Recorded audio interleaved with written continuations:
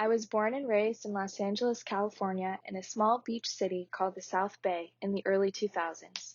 My mom and dad raised me and my younger brother in two separate households.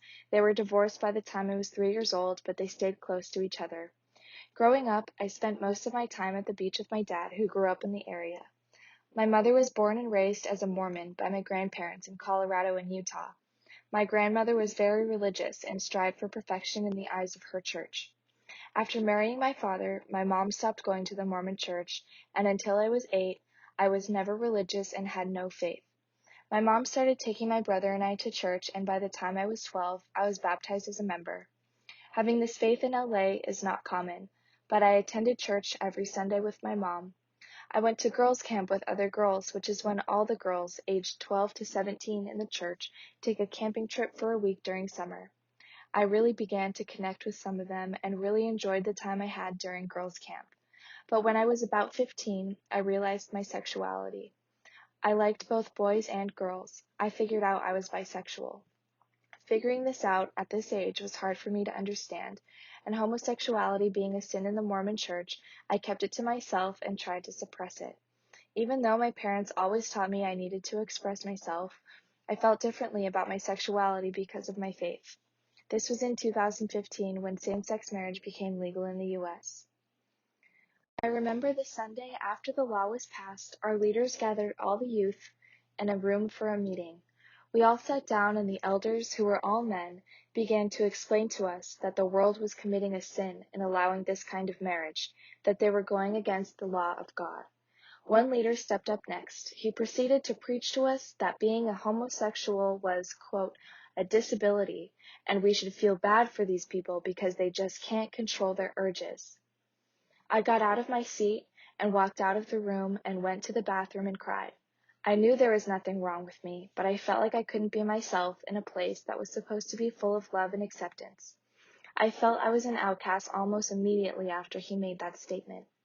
At this moment, I was filled with anger and hate for this man to tell me I couldn't express the love the way I wanted to, for telling me I had a disability because I loved differently than him, for telling me that God doesn't love me the same because I want to love another girl.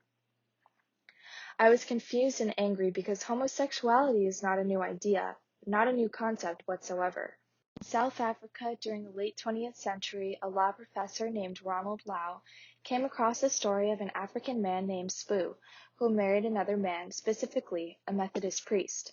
The two dated for a couple of years and then decided to get married. Many people attended their wedding and were accepting of their choice and lifestyle. The priest was able to look past his religious beliefs for the way he loves, and members of his church were accepting of that decision.